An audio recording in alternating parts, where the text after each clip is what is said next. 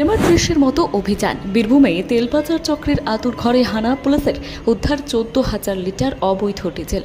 বীরভূমের মোহাম্মদ বাজারের খয়রাকুড়ি গ্রামে রীতিমতো সিনেমার দৃশ্যের মতো অভিযান চালিয়ে বিপুল পরিমাণ অবৈধ ডিজেল সহ তেল পাচার চক্রের আতুর ঘর ধরে ফেলল পুলিশ। গোপন সূত্রে খবর পেয়ে সোমবার সকালে এই অভিযান চালানো হয়। পুলিশ সূত্রে জানা গিয়েছে, উদ্ধার হয়েছে প্রায় 14,000 লিটার অবৈধ ডিজেল তেল, 2টি বড় ট্যাঙ্কার, 50টি ড্রাম, তেল চুরির সরঞ্জাম এবং টুলু পাম্প সহ 5টি বালতি। ঘটনাস্থল থেকেই এক ব্যক্তিকে গ্রেফতার করেছে মোহাম্মদ বাজার থানার পুলিশ। রাতে আসতো ড্রাম বোঝাই গাড়ি।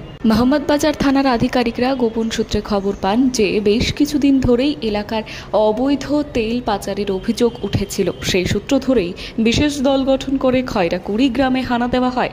হঠাৎ পুলিশের উপস্থিতিতে এলাকায় ব্যাপক চাঞ্চল্য ছড়ায়। বিশাল একটি 12 চাকা ট্যাঙ্কার এর ভেতর থেকে উদ্ধার হয় বিপুল পরিমাণ অবৈধ ডিজেল। স্থানীয়দের একাংশের দাবি, রাতের অন্ধকারে প্রায়ই ভারী ট্যাঙ্কার এবং ড্রাম বোঝাই গাড়ি আসতো এলাকায়। পুলিশের অনুমান, দীর্ঘদিন ধরেই এই অঞ্চলে তেল পাচারের রমরমা ব্যবসা চলছিল। তদন্তে নেমেছে পুলিশ। মোহাম্মদ বাজার থানার এক পুলিশ আধিকারিক জানান, এই অভিযানের মাধ্যমে একটি বড় তেল পাচার চক্রের হদিশ পাওয়া গিয়েছে।